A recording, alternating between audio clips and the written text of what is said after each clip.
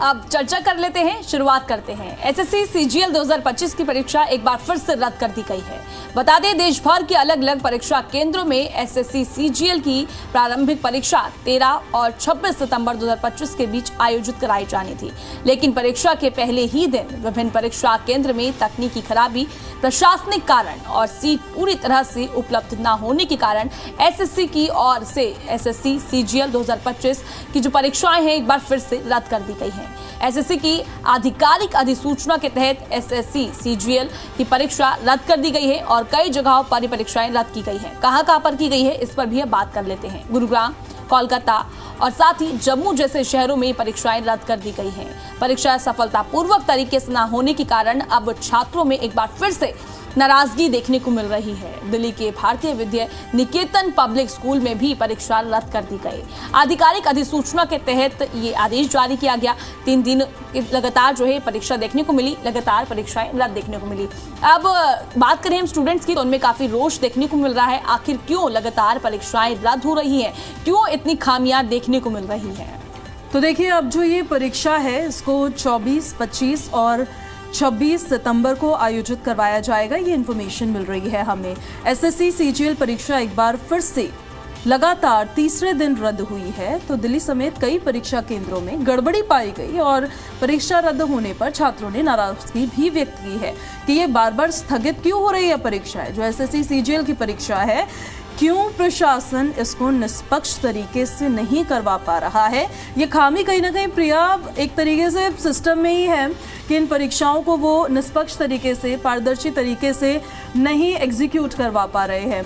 SSC का exam एक ऐसा एग्ज़ाम होता है जो बहुत टफ एग्ज़ाम होता है और उस एग्ज़ाम में 12-12 घंटे लोग जो स्टूडेंट्स होते हैं, जो एस्पिरेंट्स होते हैं, कई सालों से वो इसके लिए मेहनत कर रहे होते हैं। और ऐसे में अगर उनकी परीक्षा ही रद्द हो जाएगी, आप सोचें कि आपने पूरा खाना बना लिया, लेकिन जब वो खाने की नौबत आई तो उस वक्त तो खाना गिर गया, वो स्टूडेंट के किसी काम का नहीं रहा है, उनकी मेहनत पर तो पानी फिर गया है। तो इस वजह से ये एक बहुत बड़ी खामी है जो सिस्टम में है, जिसका भुगतान यहाँ पे स्टूडेंट्स को करना पड़ रहा है। बिल्कुल सही कहा पूजा आपने। जिस तरीके से देखने को मिला, 12 तारीख को एग्जाम होना था, फिर वो भी रद्द कर दिया गया, 13 को गया, 13 भी नहीं हो पाया, फिर 14 को भी परीक्षा नहीं हो पाई है। अब फिर से जैसे कि आपने बताया, तारीखें अब आगे बढ़ा दी गई है। आखिर ऐसा क्यों हो रहा है? लगातार देखने को मिलता है परीक्षाएं रद्द हो जाती है, और ये कोई पहली बार ऐसा नहीं हो रहा है। इससे पहले भी कई बार देखने को मिला है जब परीक्षाएं रद्द हो जाती हैं, लगातार ऐसी खबरें सामने आती है। ये कोई पहला एग्जाम नहीं है, इससे पहले भी कई बार देखा गया है। पर ऐसा क्यों हो रहा है, सबसे बड़ी बात ये है क्योंकि अब भी बात करें हम स्टूडेंट्स की, तो उनमें काफी नाराजगी देखने को मिल रही है।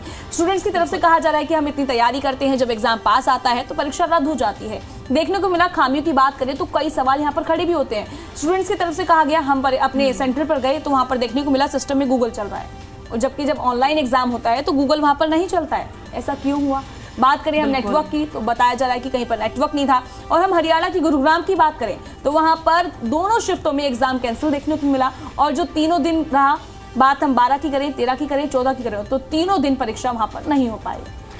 ये इशू है, एक बहुत बड़ा इशू है, और इसको कंसीडर करना बहुत ज़्यादा ज़रूरी है कि इसको एकदम गंभीरता से इस विषय को लिया जाए, क्योंकि एसएससी का जो एग्ज़ाम है या फिर गवर्नमेंट सर्विस के लिए जितने भी एग्ज़ाम होते हैं, ये ऐसा नहीं है कि पहली बार आयोजित करवाए जा रहे हों। बिल्कुल, ये काफ़ी समय से चलते आ रहे हैं और इसके लिए तैयारियां भी काफ़ी अच्छी खासी स्टूडेंट्स करते हैं।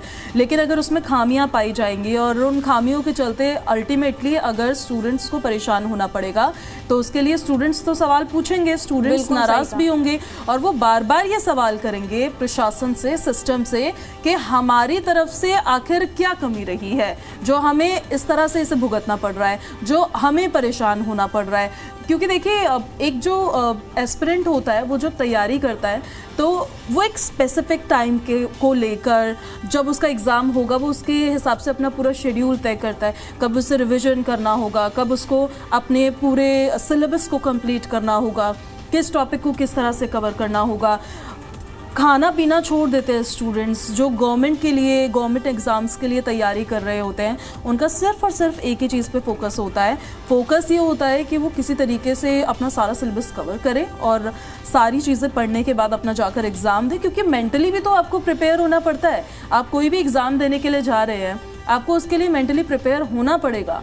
क्योंकि नर्वसनेस में आप अपने एग्जाम में गड़बड़ी भी कर सकते हैं। बिल्कुल सही कहा। उसके लिए भी बहुत तैयारी करनी पड़ती है और इतनी कोचिंग की फीस दी जाती है जो गवर्नमेंट एग्जाम के लिए तैयारी करते हैं एस्पिरेंट्स, वो भी एक तरीके से बर्बादी जा रही है। अगर प्रशासन की खामियों की वजह से जो एग्ज़ाम्स है उनकी डेट कैंसिल हो रही है या उनको आगे बढ़ाया जा रहा है, तो ये बहुत गंभीर विषय है और इस विषय पर चर्चा तो हम कर ही रहे हैं। हम इसीलिए इस विषय को उठा भी रहे हैं ताकि इस पर सरकार की भी नज़र जाए और जो परेशानी जो स्टूडेंट्स हैं उनको हो रही है वो उनको ज़्यादा फेस ना करनी पड़े। देखिए पूजा, आपने बिल्कुल सही कहा। जैसे कि आपने कहा स्टूडेंट्स कितने टाइम से तैयारी करते हैं कि हाँ भाई अब एग्जाम आएगा और हमें एग्जाम देना है, क्योंकि गवर्नमेंट एग्जाम है, काफ़ी समय से तैयारी करते हैं। आप बताए खाना पीना, बच्चे अपनी रात की नींदें भी छोड़ देते हैं कि भाई पढ़ना है, एग्जाम आना है, और जब वो एग्जाम देने जाते हैं तो पता चलता है कि भाई एग्जाम रद्द हो गया है, एग्जाम नहीं होगा। इस तरह की खामियां हमें लगातार देखने को मिलती है, ये कोई पहली बार नहीं हो रहा है, इससे पहले भी कई बार देखने को मिला है। बिल्कुल, और इसके पीछे मुझे जो रीज़न लगते हैं वो सबसे बड़ा रीज़न तो मुझे ये लगता है कि जब सिस्टम की तरफ से कोई भी खामी आ रही है या फिर कमी आ रही है तो एक बड़ा रीज़न होता है जो लापरवाही होता है। दूसरा बड़ा रीज़न होता है जिस पर चर्चा नहीं होती है आजकल, लेकिन करप्शन बहुत बड़ा रीज़न होता है, क्योंकि वी नेवर नो कि हमें जो रीज़न आगे से दिया जा रहा है पीछे उसकी वजह क्या है। तो इन सब चीज़ों पे बहुत ज़्यादा ध्यान देने की ज़रूरत है, बहुत कसने की ज़रूरत है। पूजा, देखिए जैसे कि आपने बताया, अभी बात कर लेते हैं अभी कुछ समय पहले की भी एसएससी के स्टूडेंट्स ने प्रदर्शन भी किया था, आपको याद होगा, सड़कों पर उतरे थे, टीचर्स भी उतरे थे, उसके बावजूद भी इस तरीके की चीजें देखने को मिली। उस समय पर सरकार की तरफ से वो बोला गया था कि सभी चीजें ठीक होंगी, अच्छे से एग्जाम होंगे, कोई खामियां नहीं होगी, पर अब फिर से देखा गया तीनों दिन एग्जाम रद्द कर दिया गया।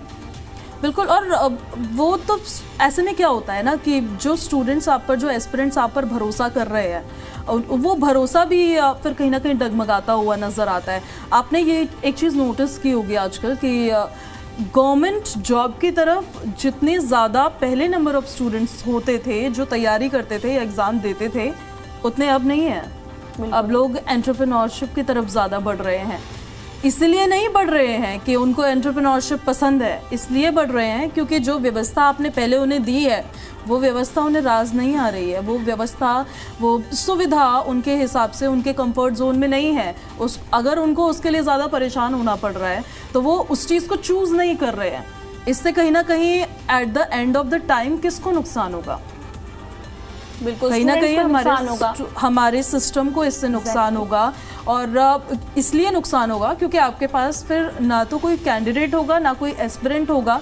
कुछ वक्त बाद लोग प्राइवेट सेक्टर की तरफ ही सिर्फ रुख करने लग जाएंगे, क्योंकि एक मेरिट लिस्ट में आने के लिए उन्होंने इतनी पढ़ाई की, लेकिन अगर उसका रिजल्ट उनको नहीं मिल रहा है या एग्जाम भी सही टाइम पे नहीं हो पा रहा है तो वो कई तरह के सवाल खड़े करता है।